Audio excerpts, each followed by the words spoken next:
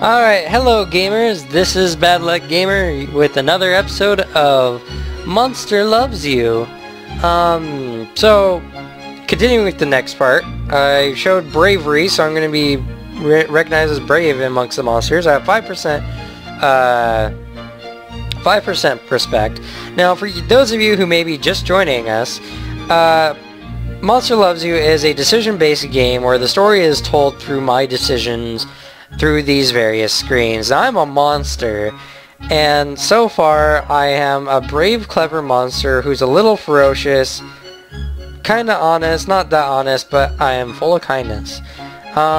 This game has many different options and many different endings. I'm probably gonna play another round or so, but I'm just gonna get through it this first time around and we'll see how you guys like it. So let's begin, shall we? Oh yes, by the way, for those of you just starting, this determines how many questions I have before I enter the next part. I don't get to answer all the questions in each section, so that's going to be interesting. And this determines how much respect I earned in the previous sections. Alright, so you're an adult now. You'll grow stronger over time, but your personality is no longer as mutable as it was when you were young. Onward to adulthood. So this is me. I am the derpy duckcorn monster. Not too crazy, but oh well. So I guess we will continue. Potluck, politic with monsters, or explore whale mist. I'm gonna explore around a bit. The goats. The three-eyed goats! I have to do this one.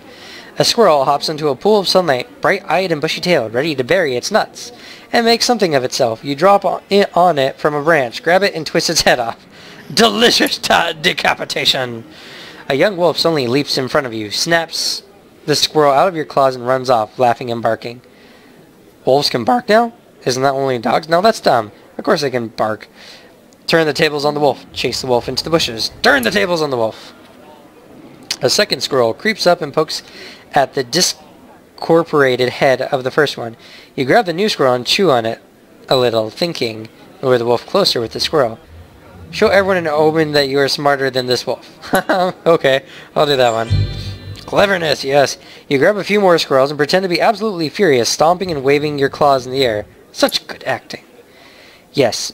Next, you go back to Omen. You hand out squirrels, quietly telling everyone to hold on to them without eating them yet. Hey, you're standing right next to the scapegoat's pit. Indeed, the wolf tries her trick again, and you dodge. She falls into the pit where the scapegoat greets her, scritchy horns and intimidating three-eyed glare. Okay, poor wolf. So I think that gave me more cleverness. Alright, so I'm going to politic with the monsters now. Oh, I gained some more respect. Cool. This one looks really interesting, so I'm going to do this one. You hear Gritmitten telling you younger monsters about human that almost killed him. It's the pointy parts that get you, he says. Alright, I'm listening. Always wait until the knife is pointing somewhere else, then run away. He turns to you and says, isn't that right? Explain to the youngsters that a human knife is always dangerous. Exaggerate the story and strike fear into them. And impress everyone by claiming to be an expert. I'm going to claim to be an expert. I lost some honesty. Oh well. You go on for a while about how you once took a human knife, perhaps 10 feet long, and cleaved the earth in twain to create the unclement crag. Lay it on thick. Everyone's suitably impressed. Okay. Nice. I'm a total douche, and I totally do that. Me, this little derpy monster. Oh, hey. Buenos dias. Oh, buenos dias. Que pasa? Bien feo. Apparently my monster is Spanish. Alright, let's go on our adventure.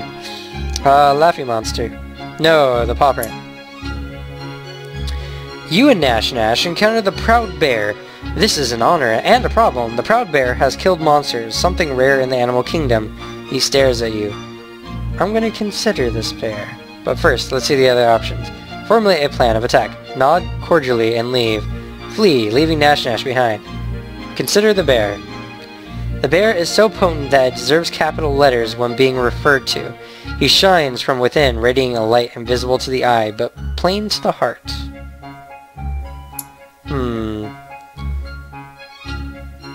I'm gonna nod cordially. I don't want Nash to die, though. But I'm gonna nod cordially and leave. The bear doesn't move. You go back to the way you came. Okay. A waste of a quest, but whatever. I didn't really want to mess with the bear. Show respect to people, you know. I'm gonna explore again. The sword in the stone! You find a red hood in a basket in the middle of the forest. A human house is nearby. Funny, you never noticed it before. There's a white picket fence out front. Creepy. Stay away. Oh god! White picket fence! No! Circle the little pretty house. Take the hood and basket home. I'm gonna take the hood and basket. They're too damaged to be considered proper artifacts, but they're interesting. Nash will probably eat them the next time she drops by. Aw. But I wanted to wear the hood! I keep wasting quests. Alright, politic with the monsters. Flying monster, go! Monsters are gathering around the skull pole. They invite you to dance with them. What's a skull pole? A few monsters die without dissolving themselves in the communal spawning pit. Ah! Other monsters save the heads of the deceased and hang them on the skull pole. The skin and flesh turn to slime, eventually leaving only bones. Interesting. Monsters are gathering around the skull pole. They invite you to dance with them. I'm going to decline. That kind of is really creepy. And watch them. You observe the solemn dance for a while. Each monster bows to every skull while circling with quiet dignity. Then they end with a great howl. Okay. I keep wasting my quests. Oh my god. I'm going to politic again, actually. Conniving monster. Blistery comes to you, flapping her winglets and clenching her claws. Oh, okay, this is Blistery. Interesting. Mupsy Moral is looking for me. I overslept. I missed the hairy hare hunt. What's so bad about that? I was on the list for the hunt, says Blistery, and those hairy hares are really fast. We have to collect enough for their feet every year so Omen Town has good luck. Ask for Blistery how many feet the hunt's brought back without her. She yells, none! I was supposed to watch from above and show the other hunters where the hares were hiding. Bad luck for everyone, then. Except the hares. Blistery fluttering her winglets again, especially for me. Mupsy's going to print a story about how I ruined everything. For everyone. Okay. Blistery comes to you, flapping her winglets. Okay. Blistery then leaps to the top of the garbage can, spreads her wings, and glides away. Weird. I'm so confused. Just then, Mupsy, because Mupsy Moral, it rolls into the portent square, pen and pad grasping her thin claws. Did you see Blistery come through here? I want to make sure everyone knows the truth. Tell her Blistery overslept. Haha, I like that one. Mupsy laughs and prints the story. Your quote is an instant hit.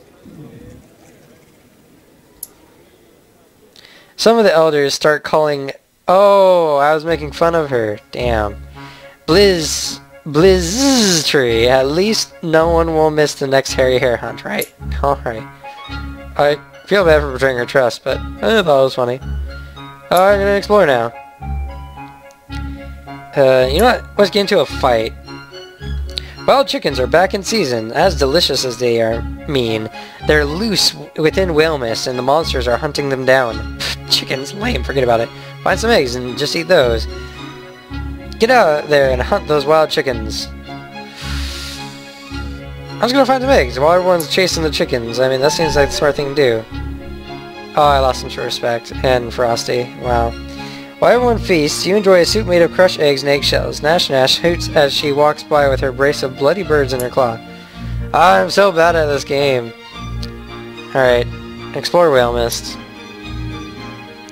Laughing monster. A flock of geese are in the square. No! Honk! One can talk honk above the din. Honk! Nash screams. Last one to drive them away is loser, and she's on that human scooter she found. Honk! Hunt down a cool secret weapon of your own. The stick is mightier than the wheel. Sabotage Nash.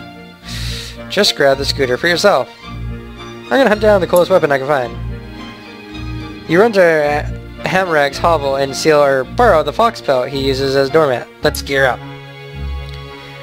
Plunking on your head, you run towards the geese, growling and yipping. The geese swarm at you. Uh-oh, you can think of two good options. Think fast, out-honk the geese. Fury and fear unite! Attack! And think fast and honk out the geese. Yay, cleverness. And respect. You honk so loud, the geese think you to be the boss goose and follow you to the nearest pond. Nash Nash accepts the loss and scoots off. Yeah, I am the boss goose. I'm gonna brag to all the monsters about it. With my rock. You sit with Nash Nash and Gobclaws on the tattered blanket, eating cookies and talking about artifacts. What are artifacts? I'm pretty sure they're human stuff. Or human-made objects, yep. Many monsters collect them. All the garbage cans in Omen were collected from human bus stops. Some artifacts are interesting. Some can be dangerous. Alright, interesting. So let's continue the discussion. Gobclaws sighs. I really like artifacts. I want a nice big collection, but it seems like you can never find any good ones. You and Nash Nash exchange glances. Glance! Nash Nash runs a claw along the handlebars of her little scooter. You both know some good spots. Tell Gobclaws about the good spots. Keep mum. You can help her in other ways. I'm gonna keep mum. I need some respect. Yay, 10 respect. Gobclaws mopes around for a while, then wanders off. Later on, you and Nash Nash walk into Omen with a few new trinkets. Is Gobclaws okay? Of course not. She doesn't regain her usual optimism for some time. You overhear the other monsters denigrating her for her lack of success. Okay, well, I'm sorry. But it's only minus one kindness, so you know. And I need that respect. I need it. Alright, let's explore. Intrigued monster. You come upon a scene of 100 frogs, all gathered on a stream bank. They're riveting back and forth in what is clearly a debate of some kind, watched by a stork. What are they arguing over? Eat the stork! Don't waste your time. Now what are they arguing over? Half of the frogs surround a log as though it was their leader. The other are huddled at the foot of the somewhat bemused stork. What do frogs think of monsters? Frogs are afraid of anything bigger than them, which includes every monster ever, and every monster ever includes you. Alright, they're afraid of frogs. That stork looks delicious. Grab it and have a snack. Wait, listen, I'm gonna eat the stork, because then that'll make me their leader, right? Ignoring the amphibian debate, you seize the stork and bite into its feathery body. By the time you left, all the frogs have settled around the log. Mention the strange event back in town. One of the elder monsters nods sagely. You just selected their new king for them. Nicely done. See? There's nothing wrong with that. Yeah. Alrighty. Spiders. I like spiders. Today's the day of the Spinner 500. The big spider race. Winners are regarded highly by all around the town. Let's do this! But your spider hurt her legs this morning. Oh, poor spider. What should you do? It's a noble race. Watch your spider. Cheat. She's normally the fastest spider in the world, even the playing field. May the best spider win. Enter yours unaided. It's a noble race. Watch your spider. With a tear and a smile, you and your spider watch from the stands. The spider sucks the butter out of the pieces of popcorn and give you 4 teeny thumbs ups at once. Grand. Oh, poor spider. She rubs her healing leg and says, next year's the year. If a bird doesn't eat me, okay, I'm gonna protect my spider. Screw you, birds. That was kinda cute. Surprise, monster. You spy a wolf pacing outside of a small wooden cabin. From within the building, you hear the bleating of goat kids. Watch the wolf. Work with the wolf to get the goat kids. Attack the wolf while his back is turned. I'm gonna go like chaotic good. I'm gonna kill the wolf so he doesn't kill the babies. He hears you and bolts. Chase him down! You give good chase, but only manage to snag his tail away before you run out of steam. Dang it, nuts. Not the tail, a bit no, the tail. But gristly. Still not a bad meal. Oh, okay. I can respect what I did there. Alright, super intrigued monster. Gobclaw shows off a human doll she found in the last... So most of the female monsters I know are actually female. That's interesting. Maybe I get to pick one as like a mate or something. No, because the only way monsters reproduce is they die and become goo and go to that vat. Anyway, shows off a human doll she found in the last hunt. A crowd of elders and other monsters gather around you, chattering excitedly. Indeed. She asks you if you think it might be good to show the doll to some of the monsterlings. Let them see a human-shaped thing without actually seeing a real human. You know, educational. Absolutely, because Gobclaw can see that you're bringing some science here. She hangs on your words, as does the rest of the crowd. Humans are so cuddly and cute. They should know what a human looks like so they don't freeze the first time they see a real one. Yeah, that's very true. Cleverness, yes, Gobclaw nods. Good point. We want the young ones to avoid humans, but not be so frightened that they do anything foolish. Very true. Cleverness and respect. Gobclaw says, you're wiser than me. The rest of the monsters nod half-heartedly, but you can tell they appreciate your insight. Yes! Politics! More politics! I'm going to do the pointing hand, because that looks important. You show your newest collection of human artifacts to your neighbors. They seem suitably impressed and listen in. Say more. The truth is, you just found them in the woods, but everyone seems so interested it would be a shame to let them down. Monsters do love a story, so you could stretch the truth. Lie big, tell them a human tricked you. Just a little lie, to keep things interesting. Tell the straight truth. Just a little lie, just to keep things interesting. There's nothing wrong with that. Sorry, honestly. You tell about a talking fox. Those nuisances are everywhere lately. Tried to beat you in a riddle contest with the artifacts as the prize. I won the contest by biting his head off. How do they react? Everyone seems to believe you and they nod in admiration. Okay. Yeah, I got at least 50% of the town's respect. 52. I guess this is the last day. Yep. You're growing old, my friend. Your body is very soft and you drip slime everywhere you go. It's getting hard to leave your hovel. Stay inside and think about this. No, go to see the spine doctor. I'm going to try to push it. Embrace. The doctor tells you that your time is almost up. You'll soon reach the end of adulthood, and you either ascend to elder status or dissolve into slime. What happens to monsters who dissolve? Their bodies melt into the spawning vat, where their memories will nourish the minds of new generations of morsels. Yeah, I knew that. Alright, so what happens to the monsters who ascend? Those who manage to ascend become elders and will live on to see the fate of monster kind. Okay. The doctor tells you, okay, can the doctor do something to stop the process? That's a good question. Doctor says, there is a treatment that might prevent your dissolution. Learn more about this treatment. The doctor says the treatment involves an extract taken from the tentacle ferns that grow in whale mist. That's easy. Go to get the fern. Forget it. You'll face this head on. No, I'll face this head on. Bravery. I know I'm important, and I'll do this. Respect and bravery. You return to your hovel. The doctor bids you good luck as you depart. It's about time. A group of elders is waiting at your door of your hovel. They've seen you dripping. They know it's time for you to dissolve or ascend. Refuse to go! That sounds kind of cowardly. Go with them to dissolve or become an elder. Ask them to come back later. I'm going to be mysterious about it and ask them to come back later.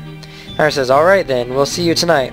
All the elders return to go. Watch them leave and close the door.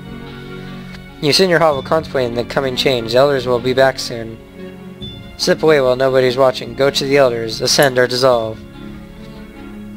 The elders of Omen surround you at the spawning vat. They've built a fire beneath a small cauldron. Your body is squishy and damp. Examine this cauldron. The rusty iron cauldron smells like electrical fluid and herbs from the whale mist. It's empty now, but soon it will hold blood and slime from many monsters. That's sad. Okay. The elders of Omen surround you at the spawning vat. They've built up a fire. Oh, I read that already. Dissolve. Become one with the spawning vat. Be tested. Try to ascend to elder status. The masked elder comes forward and she says, it's time to decide. All the elders growl and snarl. Watch. The masked elder claws herself. 3 drops of liquid splatter against the hot bottom of the empty cauldron. The thick vapor rises into the air. Was that blood or slime? You can't be sure. It depends on how much she respects you. Go on. Interesting. The Masked Elder asks, who has already decided the fate of this monster? Kind of waits for the answer. The few of the elders approach the cauldron to add the fluid to the collection. The liquid begins to bubble. Wait. Ooh, suspense. This might be the end of it, guys. I really hope we did enough. We only are at 52%, but, I mean, it is 52. That's more than half. The Masked Elder has placed 5 flat stones on the ground before you. She says, choose one. Chance will guide your claw. Look at the stones. Each stone is stained with old blood and polished by the touch of many paw. You can't tell one stone from the other. Okay, so pick one of the stones. The other side of the stone is etched with a crude glyph. It shows the monster, frowning in concentration. The Masked Elder says, we will test your cleverness. Oh, yes! Yay, I'm good with clever. Oh, here comes a roll. Okay. The Masked Elder emits a series of musical whistles and clicks and performs a complex dance. You've never seen these steps before. She says, now you do it. Copy every noise and movement. Yeah! You're a dancing fiend. Polite applause washed across the crowd. You knew you could do it. I knew I could do it, yeah. Several monsters howl their approval and step forward, adding more fluids to the iron cauldron. Choose the next stone. The other side of the stone, which is a crude glyph, it's a monster facing down a human. The Elder says, now, test your bravery. Be tested. The Elders add sticks and dry leaves to the fire until it grows huge and hot. They remove the cauldron and retreat before the roaring flames, one by one, until only you remain. Try to stay near the fire, bravery, or dance through it. This could get me a lot of extra points in bravery. If I have a 50% chance, I'll die. But we got 53%. We're gonna do it. Are you sure? It's hot and you might die. Do it. Jump. Jump. Jump. Yeah! You leap forward, diving through it. The hottest part of the fire. You fall aflame as you die. Aww. You hear the elders shrieking and howling. They never forget your bravery. Turn to ash. I got the brave legacy. Oh, I'm so sad now, guys. That was really sad. Bravery legacy. You were at your bravest when you dissolved into the vat. Your courage and determination will be an inspiration to future monsters. Dang. Dang. Pharaoh, brave monster at the end. Oh, we got one of the awards. That's it for this episode. I'm going to go one more through because I want to become an elder and I want to kind of get to the end of this game. So, I'll see you guys in the next episode. I guess there's nothing more to say. I'm going to take a different route, though. I'm not going to do the same things as I did last time. I'm going to try to be ferocious and kind at the same time. We'll see how that goes. Ciao for now.